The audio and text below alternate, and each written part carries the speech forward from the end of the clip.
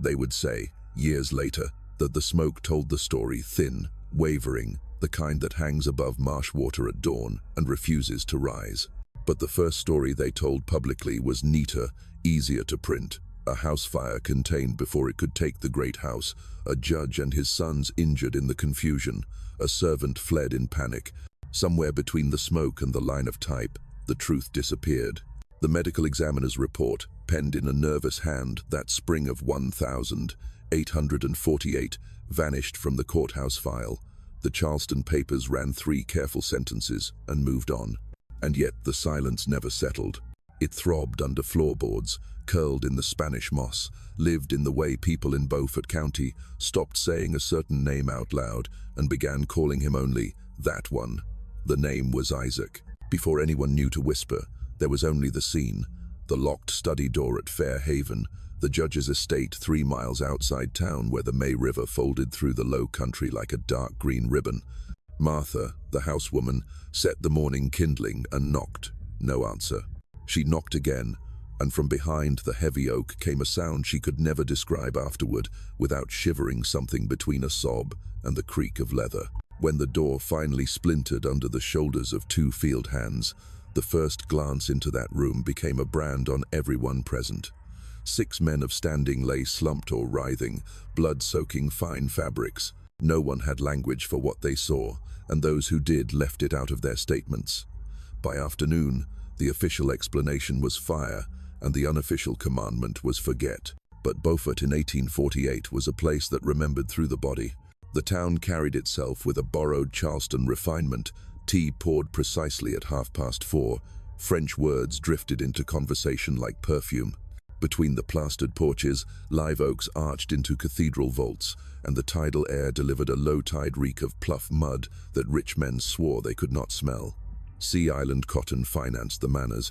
The banks counted profit in bales as white and endless as the clouds over Street Helena Sound, each bowl plucked by hands that would never hold a pen. On Sundays, the same gentleman who sang hymns about mercy rode the slave patrols at dusk.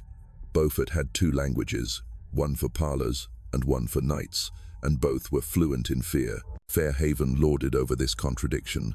800 acres of market arithmetic and moral anesthesia, a procession of ginned cotton and ledger lines bloodless as winter. The house was handsome without softness. A high, square facade, a veranda deep enough to keep the sun from discovering anything it shouldn't. Shutters painted a green so dark it looked black after rain. From the river, you could see the flanking live oaks and the precise geometry of fields and lanes, a human grid hammered into tide country. The place looked eternal in that way money sometimes does. It wasn't. Presiding over it all was Judge Cornelius Rutledge, broad-shouldered even past 60, hair gone to a silver mane he wore longer than fashion, voice pitched to end arguments before they began. He made circuit in a black coat when heat shimmered so violently that even mosquitoes slowed, and he sat the bench like a man sitting in his own dining chair. His sentences were remembered. The gallows for theft turned violence, transportation for repeaters, the auction block for women condemned first by birth and then by breath. He knew the law like he knew his ledgers, clause by clause, and affected to love both as instruments of order. He had 5 grandsons of his own household, grown into men who borrowed their father's severity and spent it differently on fields, on cases, on drink, on the pursuit of terror dressed as sport. On Thursdays, the judge and his sons met in the study with the door closed, a tradition respectable in its origin, plantation business and politics, and transformed by time into a ritual no one named. The servants who tended the coals in the kitchen house called those nights the Thursdays, with a plural that sounded like weather. Into this choreography of gentility and harm walked Isaac, not in the front door but along the routes that servants learn back steps and shadowed thresholds and the pause you perfect at a half-open door. He was 36 that spring, light-skinned by a history nobody wrote down and everybody could read on his face, a bookkeeper who signed figures with a neat hand and spoke rarely. In a country where teaching a slave to read could draw the rope, the judge had made an exception, or pretended to. Years earlier, after the death of Isaac's mother, Abigail, housewoman, too intelligent by half in the whispers, the judge had tested the young man with 3 years of ledgers and a locked door. In 2 days, Isaac returned a report that cut a white thief bookkeeper off at the root. The judge dismissed the thief and kept the instrument that detected theft. It pleased his sense of economy. Why pay a dishonest man when you can threaten an honest slave into faithful arithmetic? If you had come upon Isaac's room behind the study stair, you would have found it bare and rigorous. Narrow bed, clean sheet, a desk exact in its arrangement, a window that measured seasons by the kitchen garden's small victories, collards, squash, blackberry canes. The privacy was an insult and a luxury in one. The other enslaved people did not trust him. The white household scarcely saw him. Both were correct. He kept the estate's numbers in order by day and a different set of numbers by night. The second ledger harder to balance because nothing in it was supposed to exist. He counted bottles stamped from Charleston laudanum, carbolic acid, surgical thread billed as educational material, instruments labeled in Latin and wrapped in cotton lint. He made columns of girls' names and dates and wrote by each the same euphemism he had heard on the other side of the study door: procedure. When he ran his finger down that column, he could hear again the sound that traveled through floorboards like a nail traveling through flesh. It was not the sound of fire. Beaufort had its own weather, that spring markets falling, northern newspapers clanging abolition like a bell you could hear all the way down in Pluff Mud country, the Missouri Compromise proving less a truce than a fuse. The judge's Thursday consultations lengthened. Sometimes the voices swelled into argument about politics, secession spoken the way men speak, of storms just off the coast. Sometimes the voices dropped and something else rose, a thin keening that stopped short, as though the air itself had been gagged. Isaac lay awake above those muffled hours and learned the curriculum nobody advertises: what men with power will do in the certainty that no one powerful will punish them. And then smoke. Not fire bright, not the ravenous kind, but a veil that made the morning uncertain. The doctor from town arrived with a bag whose latch clicked like a metronome for bad news. He saw what he saw. He did not write what he saw. The overseers galloped and cursed and made an inventory of nothing in particular. Riders darted for Charleston and Savannah with notices that described a fugitive slave unusually literate and unusually dangerous, as though the two belonged together by their nature. Rewards were posted in an ink generous enough to draw men from miles away. The bloodhounds found scent and then lost it at the river, where tides tell their own lies. In the quarters that night, women pressed palms to their own flat bellies and did not say why. Men drank silently. Someone laughed, brief and terrible, and the sound was put away like contraband and never brought out again. In town, the polite explanation made its circuit, the way a silver tray makes its circuit hand to hand until everyone has had their portion and no one can say they were skipped. Ladies prescribed prayer, gentlemen prescribed calm. The judge did not appear at Street Helena's on Sunday. On Monday, a carpenter was paid to replace a study door and told to submit his invoice to the bookkeeper, except there was no bookkeeper, and the carpenter collected in cash. Tuesday's tide brought a newspaper from Charleston. Thursday's tide carried it away. Each day after, the marsh kept breathing in and out, a lung indifferent to human schemes. Meanwhile, Fair Haven sat like a sermon sentence that ends without a period. The boxed hedges held their shape, the veranda kept its shade, the field rows were as straight as ever. The illusion of order did what illusions do, covered a hole. If you stood at the edge of the kitchen garden in the blue that comes just before dawn, you could almost imagine a figure moving carefully between the squash mounds, pausing to breathe the cool air 3 times, and then stepping into the dark line of pines that leads toward the Savannah River. You could imagine the weight of a small canvas bag, the clean feel of washed hands, the certainty that tomorrow would try to rearrange today's truth into something comfortable. You could imagine a man who understood that numbers can testify when mouths are forced shut, a man who had decided that if the law was a circle that never included him, he would draw a different circle and make other men live inside it. Beaufort would not remember him kindly, not at first. The story that fit into parlors had no room for Isaac, except as madness. But there is another kind of room, the kind a ledger makes, the kind a whisper digs, the kind a locked box in a courthouse wall cannot hold forever. It begins as distance between what is said and what is known, and it grows. By the time the live oaks put on summer, the distance at Fair Haven had become a canyon. The parish registers recorded injuries that might as well have been smoke. The county clerk initialed blank space, And somewhere to the north of all that, a hand very like Isaac's began to copy pages that should have burned but didn't, word by precise word, because the truth, too, wants witnesses. Judge Cornelius Rutland would live long enough to learn that silence is not the same thing as sleep. Beaufort would learn that a community can be wealthy in every way, except the one that matters when the air goes still, and a question arrives that no one can answer neatly. But those lessons belong to later parts of the tale. For now we are left in the doorway of a study that smells faintly of iron and whiskey and lamp oil gone cold, with a locked drawer empty where notebooks should be, and with a housekeeper staring at a piece of paper set deliberately on a desk. On it, 26 names, each followed by a date and a single uncompromising word: procedure. If you listen, the river is still talking. It always was. The man who ruled Fairhaven liked to think of himself as both judge and patriarch, a living symbol of what he called Southern order. In truth, Cornelius Rutland was the kind of man history builds empires out of and then spends generations apologizing for. He was 62 in that spring of 1848, still straight-backed, his skin weathered from coastal sun, the silver of his hair framing eyes that never softened. He spoke seldom, but when he did, the sound filled rooms. Even silence in his presence seemed to stand at attention. To Beaufort's gentlemen he was, "Your Honor." To the enslaved people forced to cross his path, he was a voice that meant punishment before it meant words. He had 5 sons, 5 reflections distorted by privilege and fear.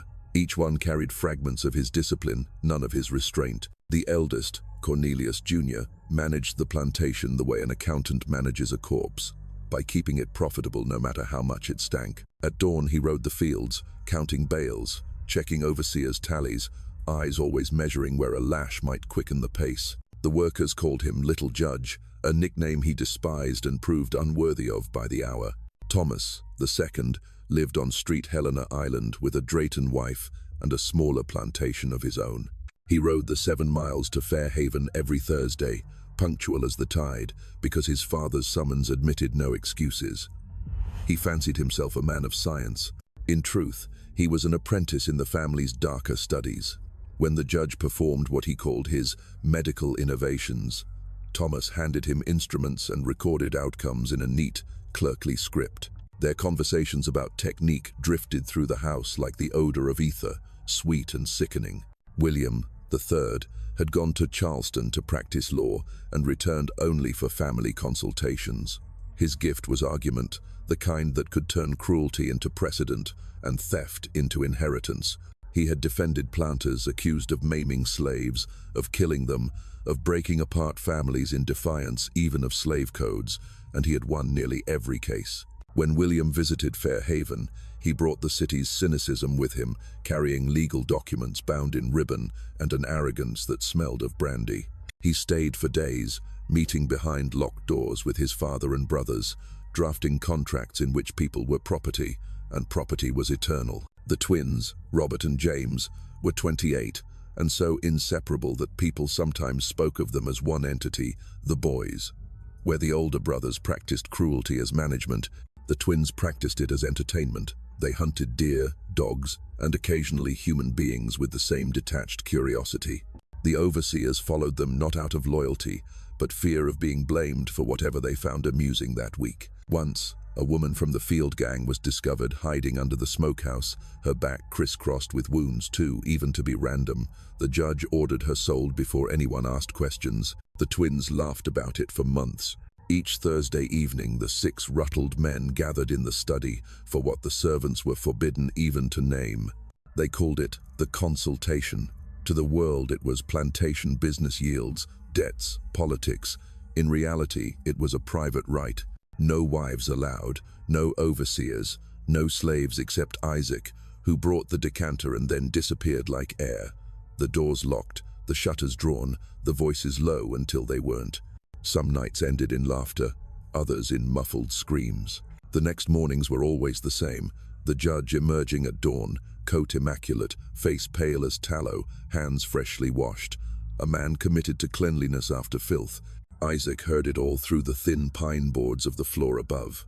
He could tell by tone when a debate turned into demonstration, when the heavy tread of boots meant another body carried out. He learned that cruelty, like accounting, followed patterns. The judge's research concerned what he called population control.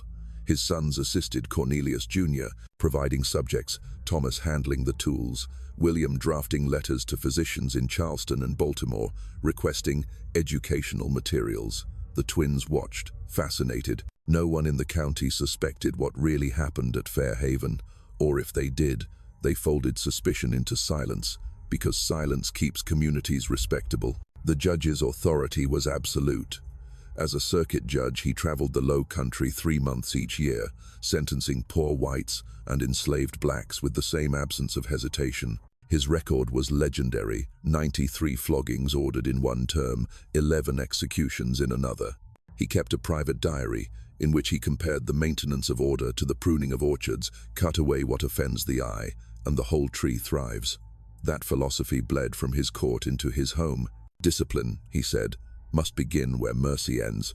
Even among planters, the Ruttled name commanded an uneasy respect. At church socials, women whispered about the judge's long absences and the fact that none of his sons had legitimate heirs. A curse, they said, half joking, though the laughter never lasted long. Others whispered admiration. He keeps his house in order, they'd say, which in the South could mean almost anything. On the rare days the judge walked the fields, the enslaved workers stopped mid-motion. He did not shout or strike, he simply looked, and men twice his size felt their muscles betray them. He'd pause at the rows, pull off a cotton bowl, roll the fiber between his fingers, and make a note in his ledger. Those ledgers were gospel, no figure questioned, no signature doubted. Isaac copied them cleanly by candlelight, columns straight as the furrows outside. When he brought the finished pages for review, the judge sometimes nodded with what passed for approval.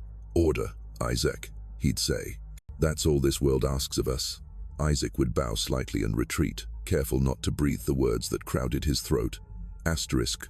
Order built on screams is not order, it is merely quiet.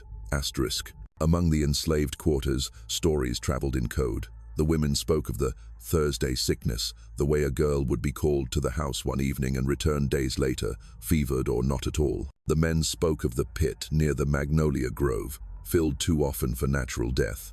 They wondered how a man could know so much Latin and so little mercy. But questions had weight, and weight got people sold. So they prayed instead for the sick, for the gone, for the day the judge's God might wake up. In town, rumors took gentler shapes. They said the Ruttled men were medical pioneers, that the judge corresponded with northern universities, that Fairhaven might one day host a proper laboratory. Science was fashionable in the 1842, especially the kind that confirmed old hierarchies with new instruments. The local paper praised his experiments in agricultural efficiency. No one asked what efficiency required of the human body. By the time spring bled into summer, the family had become a dynasty of unease. The father ruled through habit, the sons through imitation, the community through denial. And somewhere beneath the veranda, Isaac kept 2 sets of ledgers, one for the cotton and one for the souls. Each name he wrote in that second book made the first book heavier, until both together felt like judgment waiting to be pronounced. There was an evening that year when the sun fell behind the marsh and turned every pane of the great house crimson. From a distance it looked aflame. A field hand, seeing it, murmured, "Maybe tonight," and no one asked what he meant. Because everyone, in some private corner of the heart, already knew that the Thursday consultations could not go on forever. Something was coming, not a fire from heaven, not a rebellion with torches, but a reckoning written in the patient, measured hand of a man who understood numbers and pain in equal measure. The judge poured his nightly whiskey, unaware that the arithmetic of his own household had begun to shift. Upstairs, Isaac copied the day's entries: weights of cotton, cost of seed, and then, on a separate page hidden within a hollow Bible, he began another column: the judge's sons, their habits, their weaknesses, the medicines they favored, the times they retired. Each line was precise, clinical, unhurried. Justice, like accounting, depends on accuracy. When he laid down his pen, the lamp flame wavered in the window glass and reflected a face already half turned toward the darkness ahead. Isaac's story did not begin in the judge's house. It began in a room no larger than a tool shed, lit by the flame of a stolen candle, where a woman named Abigail whispered letters of the alphabet, as though they were prayers forbidden by heaven itself. She had been the judge's father's housekeeper, a woman remembered by the elders as straight-backed, with eyes too clear for her station. How she learned to read was a matter of rumor. Some said a Quaker woman passing through had taught her before the law forbade it outright. Others said she had listened at doors until she could decipher sound into meaning. Whatever the truth, Abigail possessed the kind of knowledge that, if discovered, could have earned her the lash or the auction block. Still, she shared it with her son.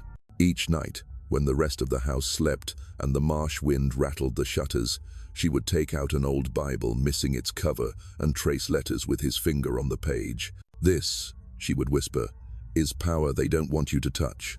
He was 7, then 8, then 11, and by the time the fever took her in 1831, he could read her worn-out Bible aloud without missing a word. At her burial, he whispered the verses himself, because no preacher would, and from that day on, he understood that words were not gifts, they were contraband, the one form of property a black man might own that could never be seized if hidden well enough. After her death, Isaac's life might have folded into the fields like so many others. He was young, quiet, clever enough to know that cleverness was dangerous, but grief is careless, and one afternoon as he sorted his mother's few possessions, he began to arrange her saved receipts in order by date, by supplier, by total, so the paper lay in neat lines like rows in a field. The judge, watching from the doorway, saw the pattern. "What are you doing, boy?" "Putting them where they belong, sir," Isaac answered. The judge said nothing, but 2 days later he called Isaac into the study and locked him inside with 3 years of plantation ledgers. "Find what's missing," he ordered. "You have until sundown tomorrow." The bookkeeper, then a pale man from Charleston named Henderson, had been stealing for years, falsifying numbers in ink that faded quicker than it should. Isaac, sleepless and half-starved, found every theft before sunrise. He marked them with tiny crosses, afraid to write too boldly, and when the judge unlocked the door at dusk, the young man handed him an accounting more thorough than any white clerk had ever produced. Henderson was dismissed that night. His protest died under the judge's gaze. The next morning, Isaac began his new life as bookkeeper. It was a position almost unheard of for a slave, and it brought him privileges as sharp as they were fragile. He moved between the quarters and the house, between the fields and the counting room, belonging fully to neither world. The field hands distrusted him, the house staff feared him, the white men treated him like furniture that could answer questions. He kept his head down, his voice soft, his handwriting perfect. Behind the locked door of the small room he was given off the back stair, he prayed not to the god of the Rutledges, but to his mother's memory that literacy would not become the noose around his neck. At first, the work was numbers. Weights of cotton, shipments to Charleston, the endless arithmetic of labor and profit. Then new entries began to appear in the ledgers, chemical orders, medical supplies, equipment not used for farming, chloroform, carbolic acid, surgical thread. Isaac copied these figures like any other, but the pattern troubled him. He saw the same dates reappear beside the same initials, TR, CJ, WR, the judge and his sons. Each time a shipment arrived, a girl from the quarters went missing for several days. Each time, a payment was sent to the judge's personal account. The columns aligned too neatly to be coincidence. One night, curiosity outweighed fear. He crept to the study after midnight, knowing the judge kept his correspondence locked in a drawer. He had learned to open locks, as he had learned to read by watching, by listening. Inside, he found letters written in the judge's careful hand to physicians in Charleston and Baltimore. The phrases were cloaked in academic language: experimental procedure, control of reproduction, Negro subjects. In the margins, the judge had made notes about sterility success rates. Isaac read until the ink swam before his eyes, and when he closed the drawer, he understood that the plantation's greatest crop was no longer cotton. From that night forward, he kept 2 books. The first, neat and official, for the judge. The second, hidden inside a hollowed-out Bible, for himself. In that secret ledger, he wrote what the official one erased: names, dates, ages, the single word times procedure. Asterisk, he listed costs not in dollars, but in lives. He described the screams that rose through the floorboards, the smell of chemicals on nights when the consultation lasted till dawn, The silence of the women when they returned from the house walking as though their bones had been rearranged. He never allowed anger to touch the page. He recorded it as if for court, should a court ever exist that could judge men like the Rutlards. His handwriting was steady, his numbers exact. Precision became his disguise. To the judge, he was the model of obedience. To himself, he was collecting evidence for a verdict no law would deliver. Years passed that way. By 1847, the hidden book had grown thick, 26 names, 12 marked dead. The rest disappeared south, sold after recovery. Isaac had begun to imagine what his mother would say if she saw him now, a man trusted by his master, a man whose knowledge kept monsters efficient. Some nights he wanted to burn the ledgers and himself with them. Instead, he kept writing, because to stop would be to let their crimes vanish into rumor. When the judge's sons began talking of expanding the operation, Isaac's careful patience began to fracture. He heard it through the floorboards, William speaking of Charleston investors, Thomas promising improved success rates, the judge himself musing about legacy. That word, legacy, made Isaac's stomach turn. Legacy was what the judge called anything meant to outlive its victims. In those months, Isaac stopped sleeping through the night. He woke drenched in sweat, hearing the cries that the walls remembered. Once, he went to the slave cemetery at the edge of the Magnolia Grove and counted 27 unmarked mounds. He stood there until dawn, whispering each woman's name from his ledger.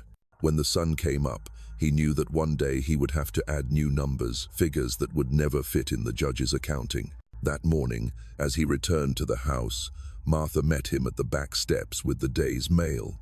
The top envelope bore a Charleston seal, addressed to Judge Cornelius Rutland, from a Dr. T. Crenshaw. Isaac had copied that name many times before in supply invoices. He read it silently before placing it on the silver tray, and for the first time he felt something like fate moving through paper. Weeks later, when he overheard Thomas mention final trials, he understood that the next girl chosen would not survive. And in that instant, the careful arithmetic of 8 years collapsed. The ledger, the secrecy, the fear they had been preparation, not penance. He realized he had been balancing 2 books all along, one for the judge's God and one for his own. It was time to close both. That night he went to the study under the pretext of polishing the silver inkstand. He noted the lock on the liquor cabinet, the position of the decanter, the faint smell of laudanum already present from the judge's medicines. He marked in his memory the key that hung from the judge's chain. Numbers told stories, but some stories demanded action to become truth. Isaac began to plan with the same precision he once used to calculate yield per acre. He would make the figures balance at last. Outside, the river whispered against the reeds, a low murmur like the voice of his mother reading by candlelight. Power. They don't want you to touch. He smiled without meaning to. Soon, he thought, they would learn what it felt like to be measured by their own instruments, and the ledger would close. For years, Isaac had been the ghost who haunted Fairhaven from within, visible, yet unseen. But by the spring of 1848, he was no longer merely a witness. He had become an archivist of horror. His hidden Bible, carved hollow to hold a leather-bound notebook, was now so swollen with pages that the book barely closed. Each line was a testimony inked in fine script, steady as prayer. He documented not rumors but evidence. The quantities of carbolic acid shipped under false invoices, the scalpel purchases billed as educational instruments, the letters signed by Judge Rutland and addressed to doctors across Charleston and Savannah. His entries became more detailed over time, not out of fascination, but out of a compulsion to understand the scale of the cruelty he lived beside. If he could not stop it, he would at least record it so the day no one could deny it would eventually come. The official ledgers of Fairhaven painted a picture of order and prosperity, bales of cotton shipped, expenses calculated to the cent, labor hours neatly distributed. But Isaac's second book told a different truth, the one hidden behind the arithmetic. He cross-referenced names of missing girls with the dates of shipments for medical supplies. He noted that every Thursday consultation coincided with an invoice for ether or chloroform. He noticed that the judge's purchases always doubled before the harvest, when field hands were at their most exhausted, most vulnerable. Isaac didn't know what word to use for what was happening beneath that house. Even the language he'd learned from the Bible failed him. It was not punishment. It was not justice. It was the slow dissection of the powerless, disguised as science. He had seen enough to know the pattern. A young woman summoned to the house at dusk, escorted to the study. Sometimes she returned pale and trembling, her eyes glassy as if part of her had been left on the table. Sometimes she didn't return at all. The next day, the judge would ride into town with his sons, heads high, hands unstained. And in the evening, Isaac would note another missing name in his hidden book. The entries began to blur together: Sally Pickens, age 14, Jessie Cunningham, 16, Clara Simmons, 13.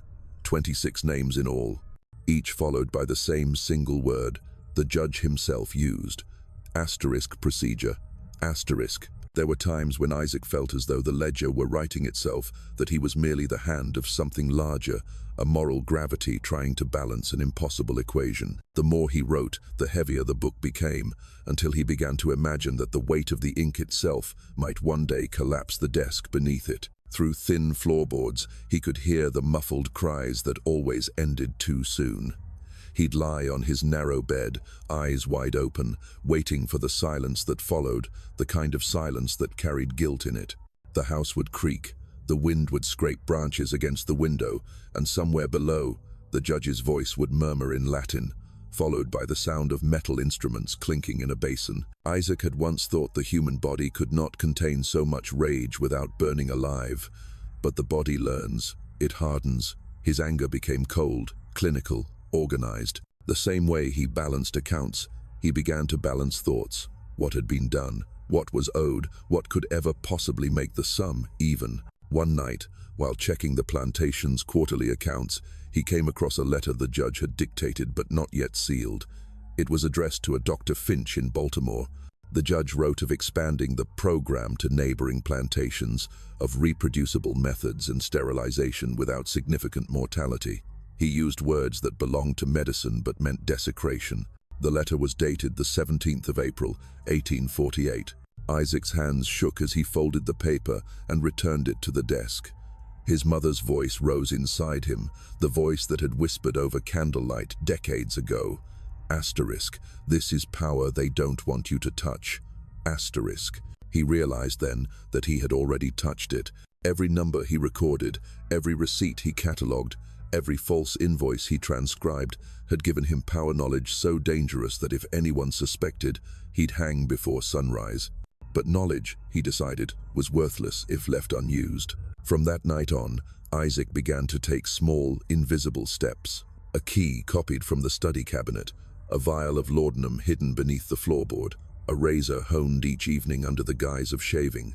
He practiced with surgical thread, stolen one spool at a time, sewing torn cloth, until his hands knew the motion of stitching without tremor. He wrote notes to himself in code ratios, dosages, times, folded them into the pages of his Bible, and burned them once memorized. He was no longer merely documenting atrocity, he was preparing to end it. But ending it, he knew, would not mean fire or flight. It would mean precision. It would mean turning the judge's own tools, his own logic, against him. The judge believed in the language of science, in procedure and result. Isaac would give him both. Late in April, whispers began to move through the quarters that another girl had been chosen. A field hand's daughter named Clara, 15, bright and quick with numbers, the same girl whose name already appeared in Isaac's list from years before. She'd been returned once, pale and broken, and now she was summoned again. When Isaac heard, something inside him broke cleanly, like glass under pressure. That night he went down to the riverbank and knelt in the mud, staring at the moonlit water. He imagined his mother standing beside him, watching. "If silence is sin," he whispered, "then let this be confession." The next morning, he rose before dawn and began rewriting the judge's financial records. In the official books, he adjusted numbers subtly, an extra payment here, an added expense there, so that, if anyone checked later, it would appear the plantation's finances had been in perfect order up to that very day. His second ledger, though, he left untouched. He would carry it with him when he left, or burn it with the house if he could not. When the day of the next consultation came, the 4th of May, 1848, the plantation moved with an eerie calm. The air hung thick, the kind of stillness that comes before a storm. The judge's sons arrived one by one, their carriages crunching over the gravel drive, their boots clicking against the veranda. Isaac watched from the kitchen window as each man entered the study, heard the laughter fade behind the heavy oak door. At sunset, he carried supper in a roast duck, rice pilaf, vegetables from the garden, and placed the dishes silently before them. Their conversation halted when he entered. Their eyes slid over him as if he were made of smoke. When the judge finally spoke, it was only to say, "We'll need coffee at 9, Isaac. Afterward, you may retire." He bowed, as always, but when he reached for the whiskey decanter to refill their glasses, his fingers lingered just long enough for a few drops of laudanum to dissolve into the amber liquid. It was a small change in the night's ritual, invisible to everyone but him. Later, as the sound of chairs scraping echoed up through the floorboards and the scent of whiskey filled the house, Isaac sat alone in his narrow room, counting breaths instead of seconds. He had waited 8 years. The waiting was over. Below, laughter turned to argument, then to silence, then to the slow, rhythmic sound of snoring. Isaac rose, took the hollow Bible from beneath his mattress, and pulled out his leather journal. He pressed his hand against it, as if feeling for a pulse, then set it aside. From beneath the bed, he drew the canvas bag he had prepared for months, a straight razor sharpened to perfection, spools of thread, clean cloths, a bottle of carbolic acid, a small lamp. He looked toward the window where the May River shimmered faintly in moonlight. Somewhere beyond that river, freedom waited. But tonight, freedom would have to wait for justice. He turned down the lamp, opened his door, and descended the stairs, his footsteps soft as breath. Behind him, the narrow room was empty, the Bible closed on the desk, its hollow center gaping like a wound. By the time dawn touched the horizon, the bookkeeper's room would be the only place in Fairhaven left unstained by blood. What happened in the hours between would change Beaufort forever. The night of ***, the 4th of May, 1848 ***, began like 100 others in the house at Fairhaven, humid, slow, and too quiet. The moon hung low above the May River, reflected in still water like a coin balanced on glass. The air carried the faint scent of pluff mud and magnolia, sweet and rotten at once. In the study, lamplight poured over mahogany and brass, catching on decanters, ledgers, and the pale edges of medical diagrams the judge kept hidden behind law books. The judge's sons had gathered for their usual ***, Thursday consultation ***. Cornelius Jr. sat upright, thumbing through plantation figures that meant nothing to him tonight. Thomas poured whiskey, pretending calm. William leaned against the mantel, speaking in the polished tone of a Charleston lawyer, arguing some point of procedure. The twins lounged in the corner, boots muddy from an afternoon hunt, exchanging private jokes. Their father sat at the head of the table, face gray with exhaustion. For years, these nights had been the engine of their secrecy gatherings where cruelty disguised itself as science, and the men who committed it convinced themselves it was civilization's work. Tonight, none of them knew that every motion, every careless laugh, was being recorded, not in the plantation's ledgers, but in Isaac's memory. When Isaac entered with the dinner tray, the atmosphere shifted only slightly. He was part of the furniture now, a moving shadow that carried plates and silence in equal measure. He served the roast duck, the rice pilaf, the vegetables, pouring each glass with practiced steadiness. No one noticed that the whiskey carried an undertone, just a shade too bitter. No one noticed that Isaac's eyes never left the level of the floor. From his corner, William spoke between mouthfuls. "Father, about the last experiment, there were complications. Perhaps we should slow the expansion." The judge didn't look up. "We'll discuss it after supper," Thomas added quietly. "If certain parties in Charleston learn of it." The judge's reply came sharp, final. "They will not." The room fell silent, except for the ticking of the mantel clock and the faint buzz of summer insects beyond the window. Isaac's heart pounded in rhythm with that ticking, every second another heartbeat closer to the moment.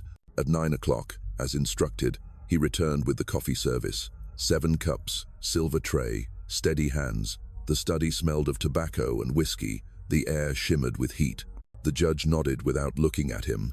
"Leave it and go to bed, Isaac. We're not to be disturbed." "Yes, sir." He placed the tray on the table, bowed slightly, and left. He did not go upstairs. Instead, he crossed the back veranda to the kitchen house, where the banked coals glowed faintly beneath the hearth. He set the small lamp on the table, drew out the canvas bag, and laid out his tools: the razor, the surgical thread, the cloths, the bottle of carbolic acid. He sat for a moment, listening. The sounds of the main house reached him faintly: the murmur of voices, a low laugh, the scrape of a chair, and then nothing. Time began to stretch.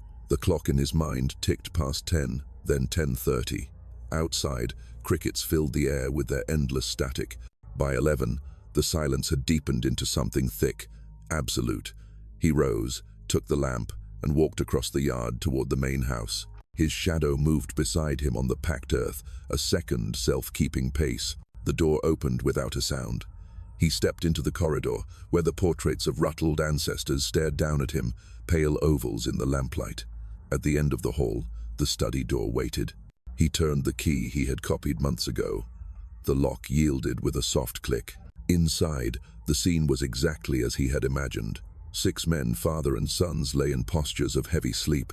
The judge slumped over his desk, his silver hair catching the lamplight. Cornelius Jr. sprawled in his chair, mouth open.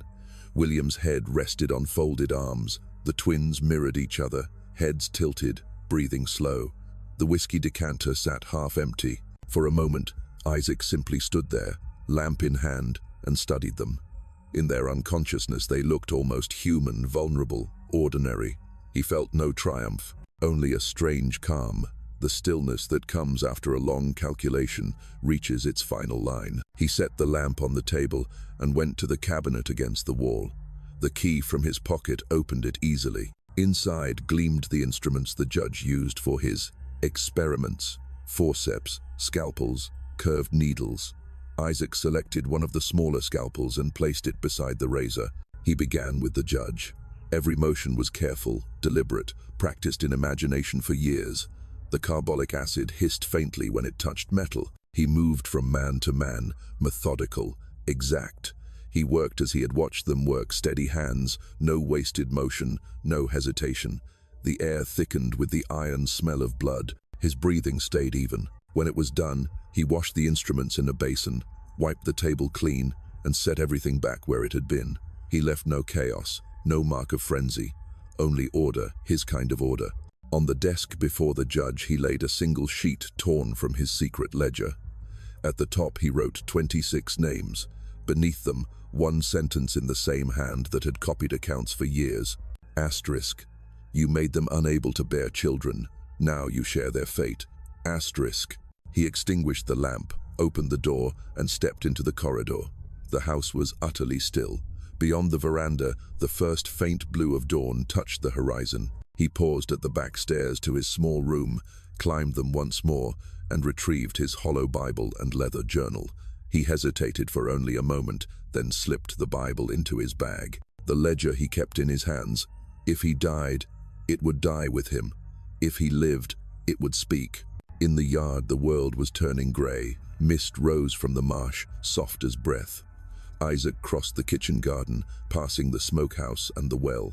He didn't look back at the house. Behind him, the windows glowed faintly with lamplight. 6 men breathing in slow, drugged rhythm, their futures sealed. At the edge of the cotton fields, he stopped. The path ahead led into pine woods that ran all the way to the Savannah River. He could hear frogs singing, the water moving beyond. He took a deep breath, 1, 2, 3, and stepped into the trees. When morning came, the house would wake to screams. But by then, Isaac would be gone, swallowed by forest and fog, carrying with him the weight of the ledger and the unbearable silence it had broken. Justice, he thought, was never clean, but it was exact, and tonight it had balanced the books. Dawn rose over Fairhaven like a slow confession. The mist drifted above the cotton fields, soft and deceptive, as though the land itself wanted to hide what had happened in the house beyond the garden. Inside, Martha came early to light the kitchen fire, humming a hymn under her breath. When she noticed the judge's lamp still burning through the study window, she frowned. He never worked this late. She climbed the back stairs, knocked gently. Silence. Knocked again. A low groan answered. Not words, just sound. Her scream shattered the quiet. Within minutes, the entire plantation was awake. House slaves, field hands, overseers running toward the big house. Two men broke the study door with their shoulders. What they saw inside would follow them into every dream afterward. The judge and his 5 sons alive, but broken, writhing in blood-soaked clothes. The air stank of metal and whiskey and something chemical. Instruments glinted on the desk. The men's eyes darted wildly, faces pale as ash. Martha stumbled backward, clutching her apron to her mouth. "Lord, have mercy," she whispered. "What's been done here?" By mid-morning, the yard teemed with people. The overseer sent riders for the doctor, for the sheriff, for anyone who could make sense of it. Dr. Thaddeus Crenshaw arrived first, coat flapping, hat crooked, his horse flecked with sweat. He stepped inside, took one look, and turned as white as the walls. "Get me water," he ordered, "and laudanum, now." He worked frantically, his hands shaking as he bandaged and stitched. The judge drifted in and out of consciousness, murmuring half-formed words. Sally, Jessie, Clara, names the doctor did not recognize but would never forget. Cornelius Jr. screamed whenever the doctor touched him. The twins wept openly. The sight of 6 grown men, wealthy, educated, invincible, reduced to trembling ruin, unstrung something in everyone who saw it. When Dr. Crenshaw finally looked up from his work, sweat dripping into his eyes, he asked, "Who did this?" The overseer swallowed. "The bookkeeper's gone, sir." "Gone?" "Room's empty, bed made, window open." They searched every corner of the property, barns, slave quarters, smokehouse, but Isaac had vanished as though the earth had taken him. The bloodhounds caught his scent near the kitchen garden but lost it at the riverbank, where the tide erased all trace. The men came back shaking their heads. Then Martha, still trembling, found the note on the desk. A single page covered in neat, deliberate handwriting. 26 names, each followed by a date. At the bottom, one sentence, asterisk, "You made them unable to bear children. Now you share their fate." Asterisk. When the doctor read the note aloud, a hush fell over the room. For a moment, even the groans of the injured men seemed to fade. Then the judge, delirious, tried to sit up, eyes rolling toward the ceiling. "Burn it," he croaked. "Burn it now." They obeyed. The paper curled and blackened in the hearth, but the words had already taken root. The servants saw, the overseers saw, and what they saw could not be unsaid. By noon, the first rumors were on the road to Beaufort. A mad slave had attacked his masters. A trusted Negro had gone insane. The language changed with every retelling, softening horror into something that fit inside a white man's understanding. But among the enslaved, the whispers were different. Asterisk, Isaac did it. Asterisk, asterisk, he made them feel what they made us feel. Asterisk, asterisk, he's gone free. Asterisk. In town, officials met in private. The sheriff insisted on a reward notice. Asterisk, asterisk, $1,000 alive, $500 dead. Asterisk, asterisk, an enormous sum that turned every poor man and drunkard into a hunter. Posters went up from Charleston to Savannah. Wanted, one Isaac, age 36, light-skinned mulatto, literate and dangerous. But Isaac was already a ghost. Within days, Fair Haven became a spectacle of whispers. Neighbors came under pretense of sympathy, leaving pale and tight-lipped. They spoke of the judge's condition in coded language, gravely injured, complications, private matter. No one mentioned the missing parts of the truth. The Ruttles family's influence stretched from courthouse to church pew. Whatever could not be justified would be buried. Dr. Crenshaw stayed on the estate for 3 nights, tending to the men, listening to their ravings. The judge's fever worsened. He called out to the dead, to God, to someone named Abigail. Between doses of laudanum, he muttered about procedures, about improvement rates, about control. The doctor began to realize what those words meant. When he examined the supply cabinet, he found invoices for surgical equipment and chemicals ordered for educational research. He remembered patients, young women, all slaves whom the judge had treated for women's disorders. Now their faces returned to him, one by one. That night, Crenshaw sat alone in the parlor, hands trembling around a glass of brandy, and whispered, "Dear God, what have we done?" He wasn't asking about Isaac. He was asking about himself. The following week, 2 more physicians from Charleston arrived, Dr. Robert Dillingham and Dr. Howard Finch. They conferred in hushed voices, examining the judge and his sons, speaking of precision and restraint, as though the mutilation before them were a medical case, not retribution. They searched Isaac's room and found, hidden behind a loose board, a second Bible. Inside, the hollow cavity was empty, but faint impressions of pages remained a ghost of the ledger that once lived there. The doctors understood immediately what it had contained. One of them whispered, "If that book still exists, we're finished." They met in secret that night, 3 physicians and 2 lawyers, in Crenshaw's study. The candlelight flickered over drawn faces. The decision they reached was simple, cowardly, and absolute. Silence, ***. Dr. Finch drafted the statement. Is greater than a trusted slave, deranged by illicit reading and unnatural imagination, attacked his masters before fleeing. The family is recovering. The others nodded. It would be printed in the Charleston Courier. The medical notes, the instruments, the judge's correspondence, all would be destroyed. Anything that could suggest intent or experimentation would vanish. History would record only madness. And so, they burned. The ledgers, the surgical diagrams, the letters from Baltimore, all fed to the flames in the parlor fireplace. The heat warped the silver on the mantel. When the last page turned to ash, Dr. Dillingham murmured, "There. Now it never happened." But it had. In the quarters, the enslaved held their own counsel. They spoke low, glancing toward the house, wondering whether vengeance was a blessing or a curse. Some said Isaac had damned them all, that white wrath would fall harder now. Others said he had done what none of them dared. An old woman summed it best. Is greater than, what he did was terrible, but what they did first was worse. Sometimes all that's left in this world is terrible. By summer's end, Fairhaven wore its secrecy like a shroud. The judge survived, though he never left his bed for long. His sons limped through their days, hollow-eyed. The house servants moved in silence. When visitors came, they saw polite smiles, heard soft explanations, but behind every door, something rotted. The smell of blood and whiskey never entirely left the wood. The official record closed there, the doctors filed their report, the newspapers printed their line, and the world moved on. But stories have their own stubborn gravity.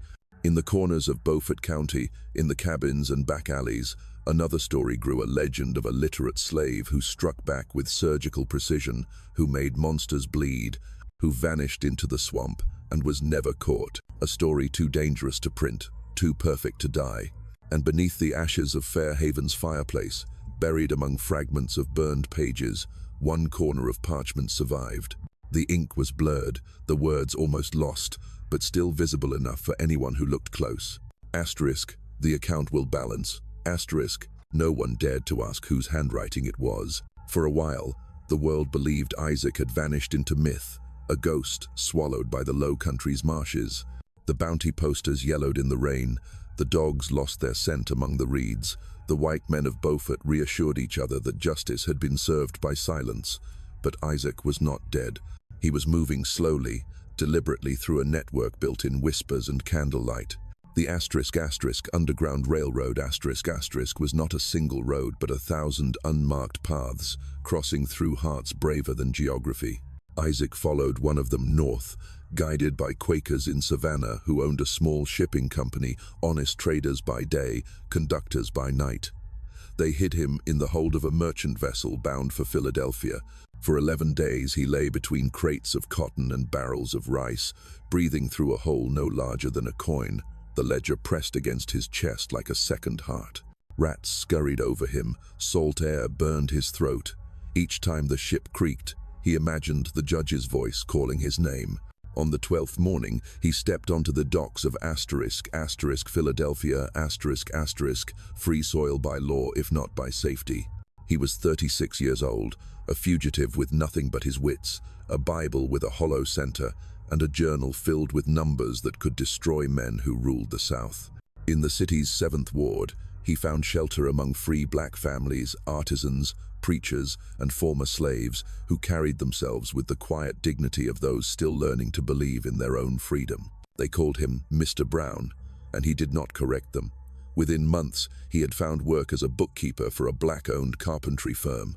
Numbers had always been his camouflage. Behind the columns of wages and timber costs, he hid the ledger's copies carefully rewritten in new ink, stored in separate places. If one was lost, the others would survive. Philadelphia was a city of contradictions, abolition meetings in the churches, bounty hunters in the taverns. Isaac learned to move between both worlds, eyes down, ears open. At night, he attended gatherings where escaped slaves spoke of those still trapped below the Mason-Dixon line. He rarely spoke, but when he did, people listened. Freedom, he told them once, is a kind of ledger too. It only balances when the debt of silence is paid. He began sending small sums south through trusted couriers, a few dollars here, a few there, addressed to names from his ledger. Some were gone, some were alive. One, miraculously, was Clara Simmons, the girl who had been only 13 when the judge's sons cut her future away. She was now a woman in her 20s, living on a plantation near Savannah, still enslaved but alive. The money Isaac sent was enough to buy small freedoms, a blanket, a book, sometimes, eventually, a piece of her own time. In 1853, a northern abolitionist named Patience Hathaway a Quaker woman with a gentle voice and a steel spine, traveled through Georgia posing as a teacher. She interviewed dozens of enslaved women, recording their stories in secret journals. Among them was Clara. In that conversation, later found in Hathaway's papers, Clara told a story that shook the abolitionist to her core. Is greater than, they said the judge was helping the sick ones, said it was for our good. But I knew better. I knew the pain that don't stop. I was 14 when he took me in that room. When I woke, I couldn't bear children no more. They said the Lord had blessed me with rest. I called it curse. But one day I heard what Isaac done to them, how he made them know our pain. I cried 2 days, not from sorrow, but from something close to hope. Hathaway wrote in the margin, hope born from vengeance, a dangerous kind, but hope still, Clara's testimony would remain hidden until 1891, long after both women were gone. But Isaac was still alive when she spoke those words. He continued his quiet mission, tracing names from plantation to plantation through coded letters and word-of-mouth networks. By 1855, he had found 17 of the 26 women from his list. 13 still lived. 4 had died, 2 in childbirth they were never meant to survive. 1 of infection, 1 by her own hand. For the living, Isaac sent more than money. He sent recognition, the knowledge that someone remembered, that what had been done to them was not lost to the swamp of lies. Some of the freed women used that money to escape north. One sent him a letter years later, simply signed, for the girl who could not, I thank you. During these years, Isaac began to write again, not just ledgers, but letters, essays, reflections. In the quiet hours before dawn, he filled page after page with the philosophy of justice he had carved in blood. He wrote, is greater than, there are crimes so vast that law has no shape to hold them. In such times, a man must become his own jury. I do not claim righteousness, only remembrance. By the late 1850 seconds, whispers of John Brown rebellion reached Philadelphia. Younger men spoke of violence as the only answer. Isaac listened without judgment. There will always be another Isaac, he said once.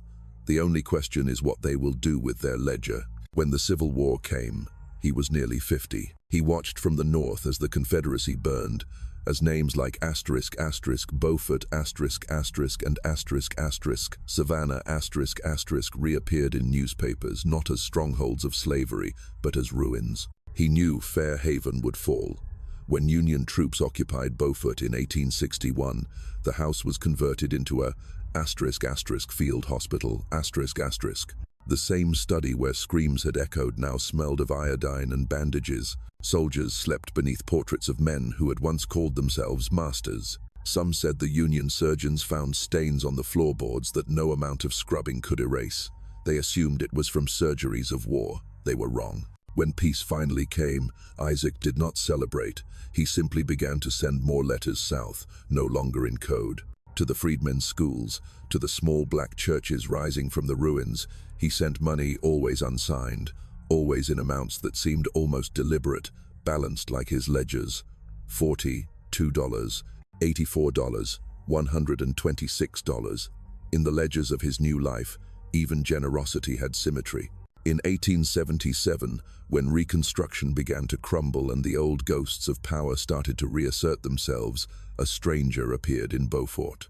He was a tall, dark-skinned man in his 60s, dressed in northern clothes, speaking with the careful diction of an educated traveler. He asked questions about the Rutland family, about whether the house still stood, about what had become of the old records. The clerk at the courthouse, an elderly man who had been a child when the incident occurred, watched him closely.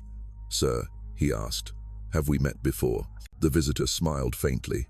"Once," he said, "a long time ago, in a place that preferred forgetting." He visited the ruins of Fair Haven, now overgrown with vines and silence. He stood before the study's cracked windows for nearly an hour. Then he walked to the slave cemetery and knelt before the unmarked graves, whispering names no one had spoken aloud in 30 years. Before leaving town, he made one final stop, a newly opened school for freed children.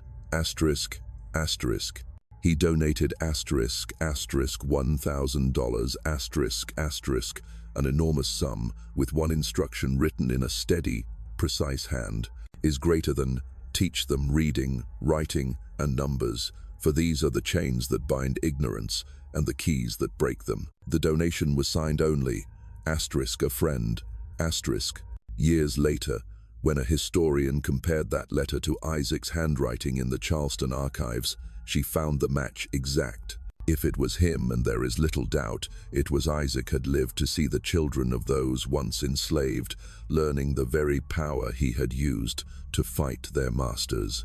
He had turned literacy, once forbidden, into legacy, and then, as quietly as he had appeared, he vanished again, leaving behind no body, no grave, only a balance finally settled. The marshes of South Carolina still whisper his name when the wind moves through the reeds. They say Isaac walked north into freedom, but his shadow stayed behind, not as a curse, but as a warning. Because justice, once awakened, never truly goes back to sleep. The fall of the Rutland line did not come with flames or gunfire. It came as rot, slow and inward, the kind that begins in the heart and spreads to the walls. In the months following the attack, Fair Haven, became a house of whispers. The judge survived, though survived was not the same as lived. He spoke little, moved less, and when he did, servants heard him mumbling the same names, the 26 from Isaac's list, as if reciting a prayer that would not grant forgiveness. His hands, once steady enough to sign death warrants, now trembled so violently that he could not hold a quill. The once fearsome patriarch had become a pale ghost, drifting between bed and window, staring toward the marsh as though expecting someone to return from it. Cornelius Jr. tried to keep the plantation running, but the rhythm was gone. Overseers came and went, each leaving faster than the last. The cotton yields dropped. The ledgers, those sacred objects that had always balanced, began to show red ink. He took to drink, muttering to himself about lost order, about the danger of numbers that told the truth. Thomas, the so-called scientist, stopped leaving the house altogether. He sat on the veranda in all weather, staring at his hands, sometimes lifting them to his face as though they were foreign things. It was clean work, he'd whisper to no one. Clean, precise. We did nothing unholy. But his eyes said otherwise. William fled to Charleston, hoping to rebuild his legal practice, but clients whispered behind closed doors. He comes from madness, they said. From blood. Within 2 years he was bankrupt, his once booming voice reduced to slurred apologies in taverns. The twins Robert and James were the worst. They patrolled the countryside like men possessed, joining every slave-catching party they could, punishing any runaway they found with merciless cruelty. It was as if they believed that inflicting pain could exorcise their own. But violence has a way of turning back on its wielder. In 1852, Robert was killed when a captured man fought back with a stolen knife. James dragged his brother's body home, buried him behind the magnolia grove, and from that day rarely spoke. The plantation decayed around them, paint peeled, shutters sagged, and the once meticulous gardens grew wild. The enslaved workers sensed weakness and took it for breath. They worked slowly, took longer rest, shared food without permission. They told stories at night about a man who had balanced the scales, who had walked into the woods and turned into wind. The overseers didn't dare silence them. Some even listened. By 1850, the **Ruttled family was no longer the pride of Beaufort, but its embarrassment. Neighbors avoided mentioning Fair Haven altogether. The local paper printed a discreet notice: Judge C. Ruttled, citing ill health, retires from the circuit. He never left the estate again. The mighty voice that once thundered from the bench now rasped to empty halls, haunted by its own echo. In August 1851, after a long fever, the judge died. The cause on the certificate read, heart failure. Those who saw him at the end said his eyes were open, fixed on the door, as though waiting for a man who had promised to come back. His funeral was small family only, and even they stood apart, as if afraid to touch the coffin. No priest would officiate. The church claimed the judge's dues had gone unpaid. They buried him in the family plot under a stone that read simply times Cornelius Ruttled, 1786, 1851, asterisk, no title, no scripture. Just years, as precise and empty as the columns of an unfinished ledger. After his death, the sons drifted like wreckage. Cornelius Jr. lasted until 1858, his liver giving out before his will did. Thomas followed 3 years later, found seated in his chair on the veranda, head tilted toward the river, eyes open. William died of drink after the war. James, the last twin, lived longest, fading slowly in a veterans' home in Virginia, muttering about the man who came back from numbers. When he died in 1883, no one came to claim his body. Fair Haven itself outlived them all, but only barely. During the Civil War, Union troops took Beaufort early. The plantation, abandoned by its owners, became a *** field hospital ***. The soldiers camped beneath the oaks and treated the wounded in the same study where the judge had performed his procedures. They scrubbed the floors, but the stains never left. Nurses swore that some nights, when the wind came off the river, they heard a low moaning through the walls, not the cries of soldiers, but women's voices, thin and far away. The doctors laughed it off, but they avoided the study after dark. When the war ended, the house passed from one owner to another. None kept it long. Roofs leaked, crops failed, and workers whispered of bad luck. By 1870, the estate was a ruin, its windows broken, its corridors crawling with vines. The locals called it ***, the cursed place, ***. Children dared each other to run up to the front steps and touch the door. Most refused. Some swore that when the moon was high, they saw a man's silhouette in the window, tall, thin, holding a lamp. By the time the century turned, Fair Haven was barely standing, a skeleton of timber and shame. The land itself seemed tired of holding secrets. Travelers reported that in certain mornings, when fog rolled thick over the marsh, they could hear faint chanting, a list of names, 26, spoken by a voice the wind carried but never revealed. Those who remembered the old stories said it was Isaac reading his ledger aloud, reminding the world of debts unpaid. Yet even in ruin, the plantation soil bore fruit of a different kind. Near the old slave quarters, freed families built small homes, planted gardens, and opened a school. The money for that school had arrived mysteriously. An envelope postmarked from Philadelphia, containing a bank draft for $1,000, and a note in precise handwriting, is greater than, for the children of those who could not learn. Let the lessons never stop. No name, no return address. But the teacher who kept the letter said she felt a calm come over her as she read it, as if the air itself had exhaled. By the late 1882, Beaufort's older residents had begun to treat the Ruttled tragedy as folklore, an eerie tale to be told when the nights grew long. They forgot the ledger, the women, the fire that never burned. But history does not forget, not completely. It waits, patient as tidewater, until someone disturbs the mud. And so, in 1883, when workmen renovating the Beaufort Courthouse found a hidden wall and a rusted metal box behind it, The story began again. Inside were letters in the judge's handwriting, correspondence with other planters and judges across the South, speaking of population control, of economic efficiency, of medical technique. The words were careful, but the intent unmistakable. Isaac's vengeance, it seemed, had stopped not one man's cruelty, but a movement before it was born.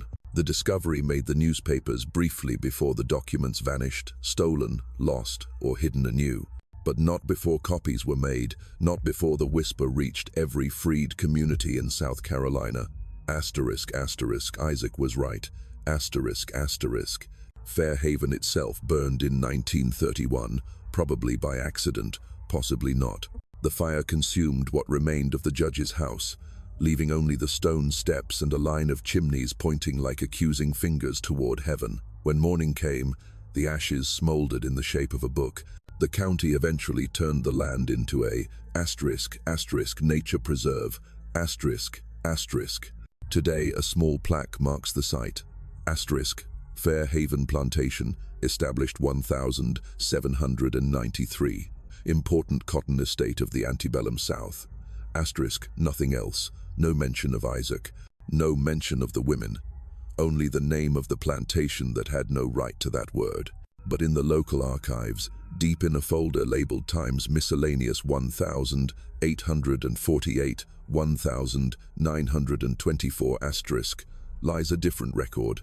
A copy of a letter written by a historian named asterisk asterisk Margaret Finley asterisk asterisk, who pieced together the fragments half a century later.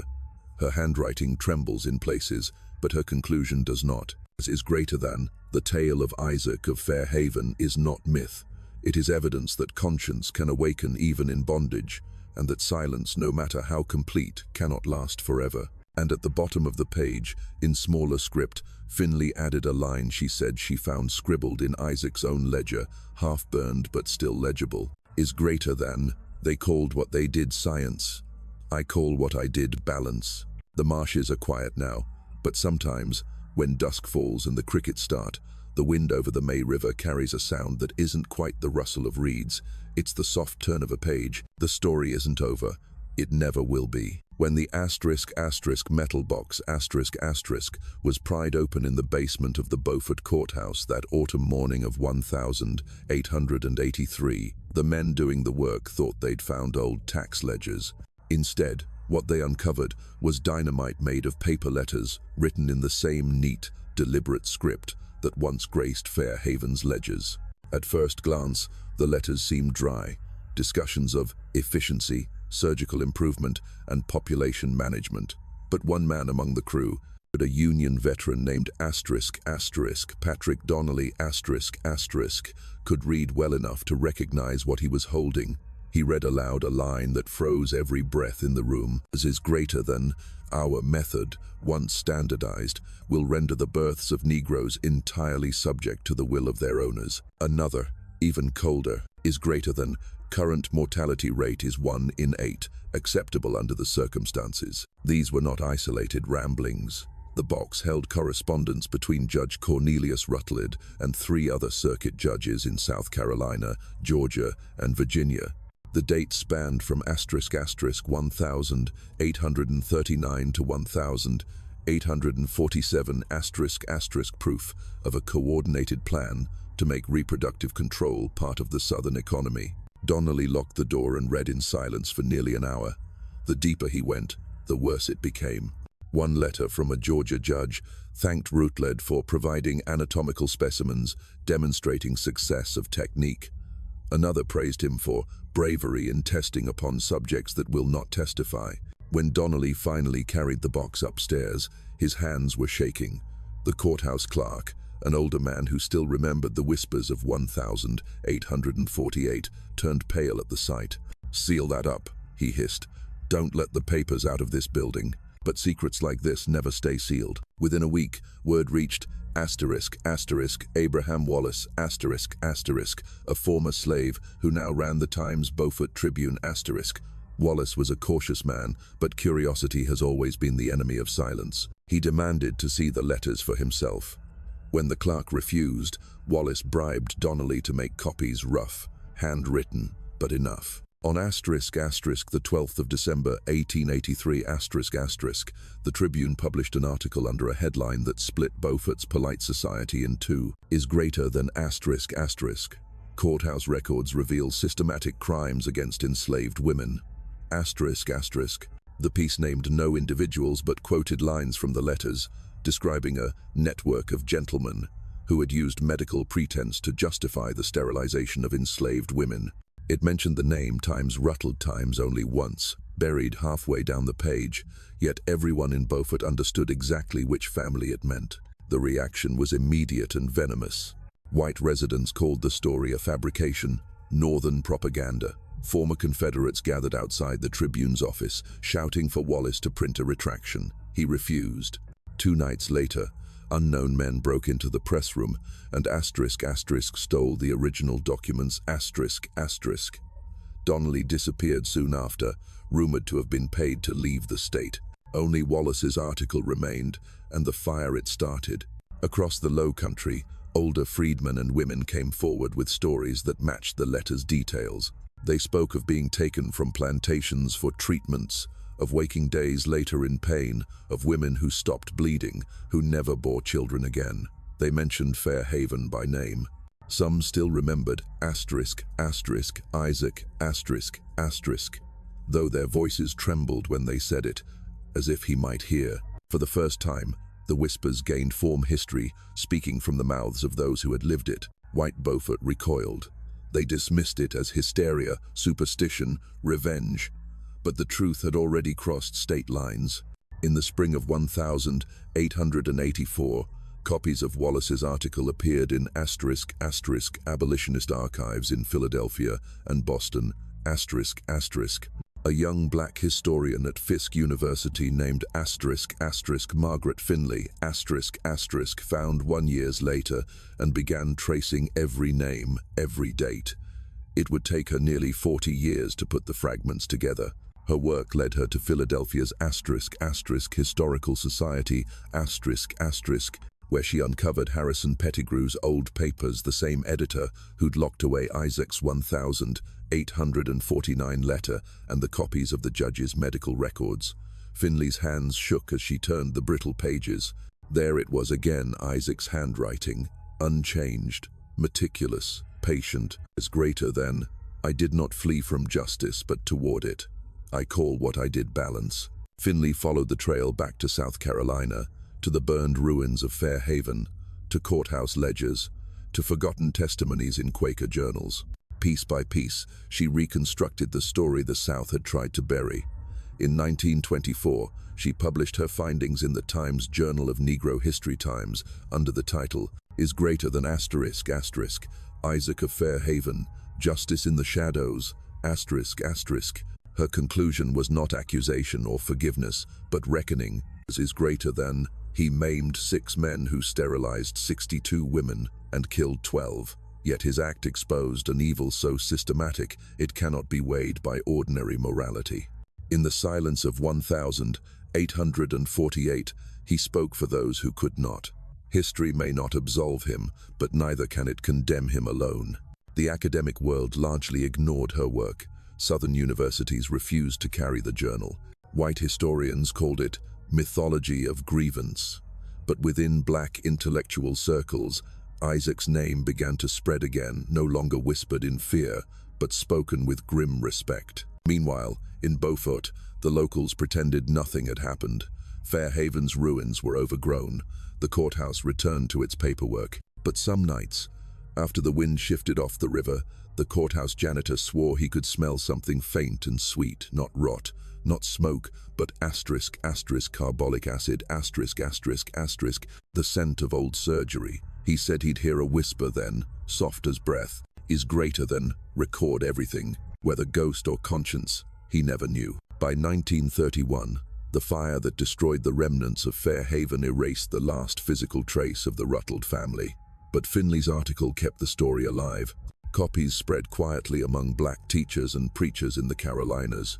In 1954, during the early stirrings of the civil rights movement, a minister in Charleston quoted Isaac's words from memory in a sermon. Is greater than, they called it science, he called it justice.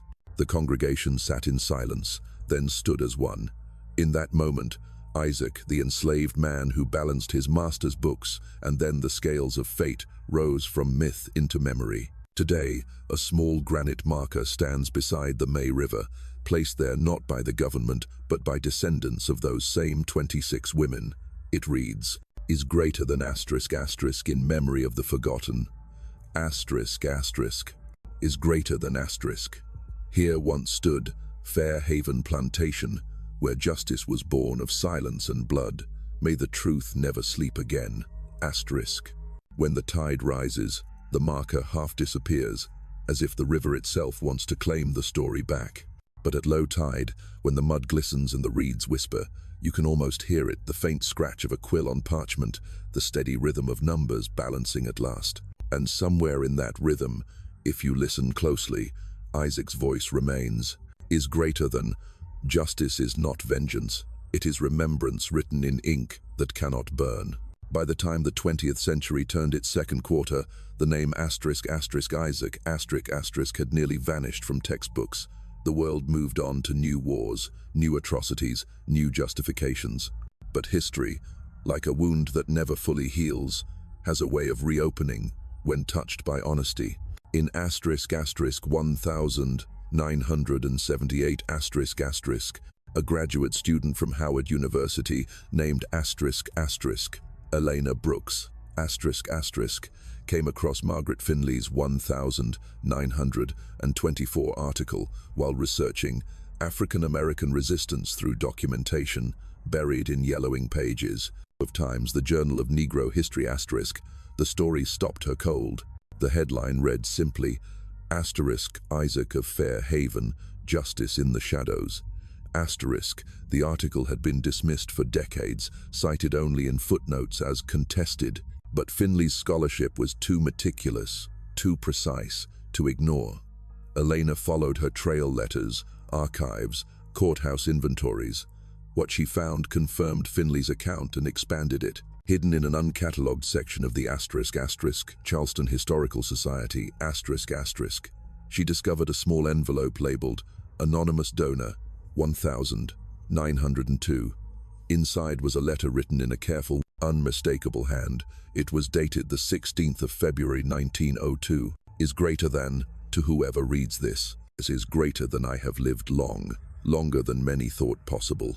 I have seen the nation change, though not enough. What was once hidden has begun to surface. I am not sorry. I have paid what debt I could pay. I have sent what little I have to the children of those who suffered, that they might learn the letters that were once forbidden. Is greater than. If they learn the numbers too, they will see what I saw, that cruelty disguises itself in arithmetic, and that balance is the only justice this world allows. There is greater than. Let them remember that silence is a currency, and too many men have spent it. Isaac." Elena held that letter for a long time. The ink had faded, but the words were alive. They confirmed what many had suspected. Isaac had lived into old age, dying peacefully somewhere far from the low country that birthed his rage. No grave marked his passing, but the letter was as close to a headstone as truth ever needs. She published her findings in asterisk asterisk 1980 asterisk asterisk, reigniting public debate. Southern newspapers called it revisionist nonsense. Yet historians began to re-examine plantation records, medical correspondences, and journals once thought irrelevant. What they uncovered was staggering. Dozens of physicians across the South had corresponded about experimental population measures. Fair Haven had been the prototype. Isaac's act had not been madness, it had been interruption. A single man's rebellion had derailed a practice that could have spread across states. When Elena Brooks presented her paper at a conference in Atlanta, she concluded with the same question that Finley had posed 56 years earlier. Is greater than. What do we call what Isaac did? Justice, vengeance, or something beyond both? The audience was silent for a long time. Then an elderly woman in the front row, her skin lined, her eyes bright, stood up and said, "We call it asterisk, asterisk, truth, asterisk, asterisk, because truth is the only thing that still bleeds when the lies are gone." That line became the title of Brooks's later book, asterisk, Truth Still Bleeds, asterisk. By the late 1992, descendants of Beaufort's freed families began lobbying for an official memorial. The county resisted. No one wanted to stain the postcard image of the Low Country with such ugliness. It took until **2011* for the state to approve a historical marker. The text had to be negotiated for months, every word weighed like evidence. In the end, this was what they carved.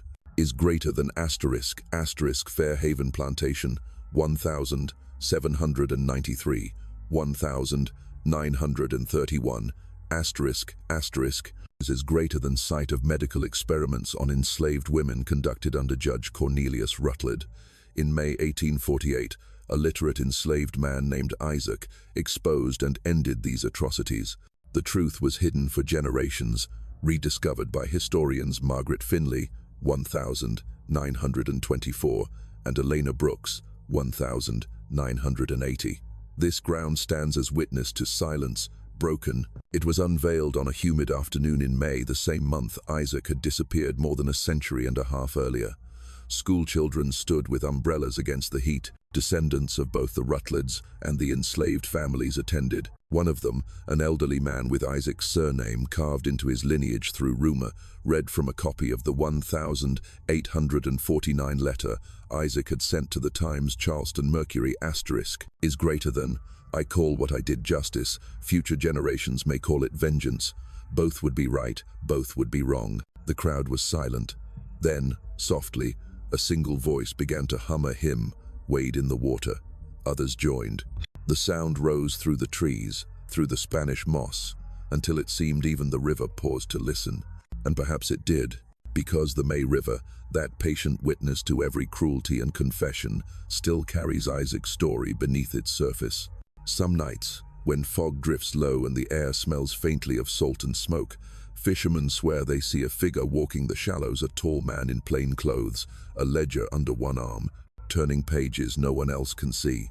He stops, looks back toward where the house once stood, and disappears into the mist. The truth of Isaac's life cannot be measured by what he destroyed, but by what he preserved. Memory, the act of recording, of refusing to let the ledgers lie. He was born a number in someone else's account book and died the keeper of his own. Perhaps that is the purest form of justice. Not vengeance, not forgiveness, but time's record because as long as his story is told, the silence that once protected monsters will never sleep again, and the ink of one man's conscience will keep bleeding through history, refusing, forever, to fade.